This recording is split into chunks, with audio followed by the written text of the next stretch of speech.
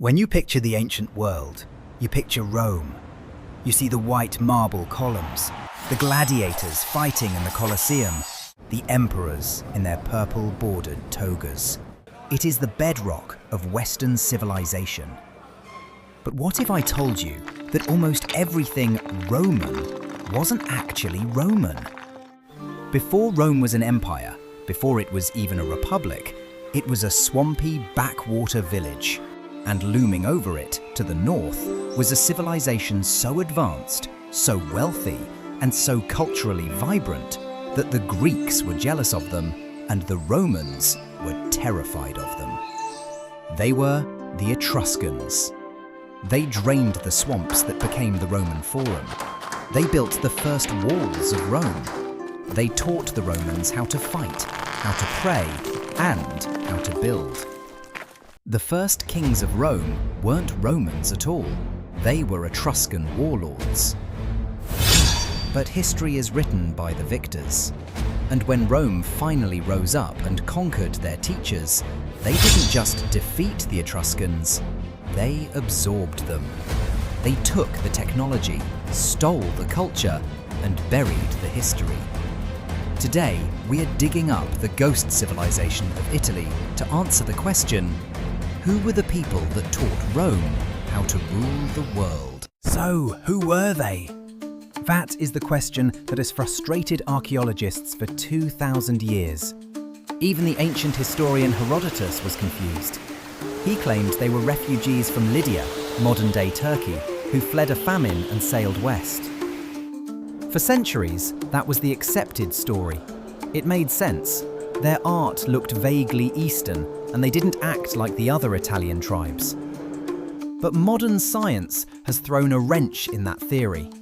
Recent DNA studies suggests the Etruscans weren't immigrants at all. They had been there the whole time. They were indigenous Italians who simply leveled up faster than anyone else.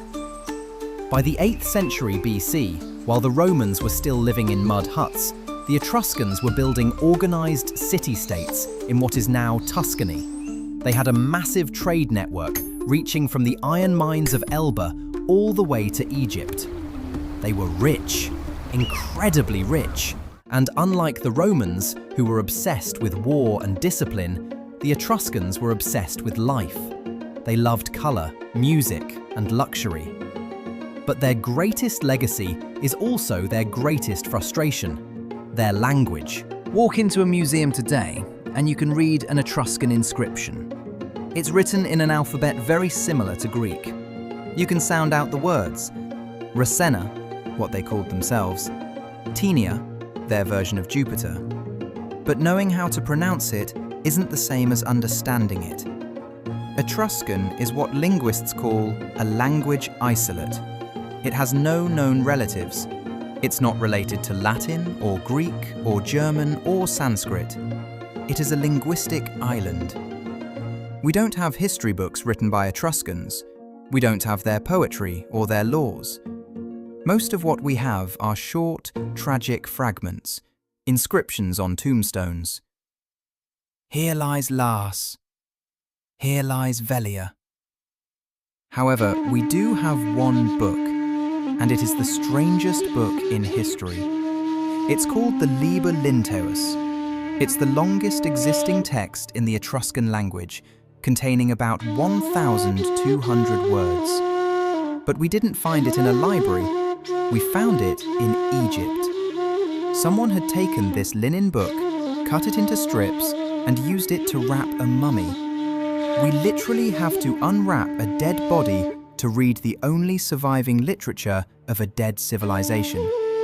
And even then, it's mostly a calendar of rituals.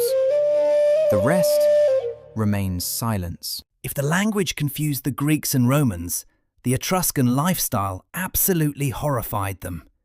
Specifically, the women.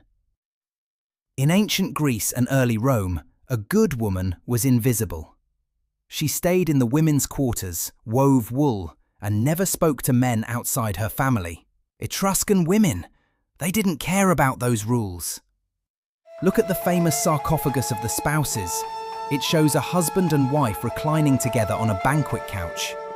They are the same size. They are interacting as equals. In Rome, a woman reclining at a banquet was a scandal. In Etruria, it was a Tuesday. Etruscan women were literate. They owned property. They kept their own names even after marriage. To the Greeks, this was moral chaos.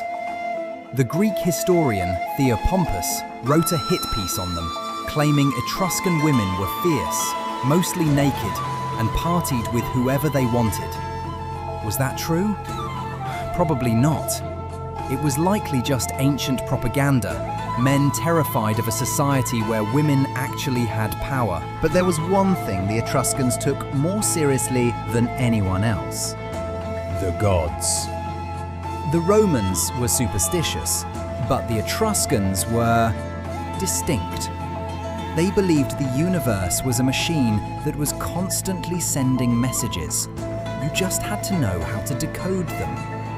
They had a practice called haruspicy, reading the future in the entrails of sacrificed sheep. This is the bronze liver of Piacenza. It's a training tool for priests. It divides the liver into specific sections, acting as a mirror of the sky. If you found a blemish on the Mars section of the liver, you knew trouble was coming from the west. They also read lightning. To a Roman, lightning was just Jupiter getting angry. To an Etruscan, the sky was a grid divided into 16 sectors. Where the lightning started, where it struck, and where it returned told a complex story.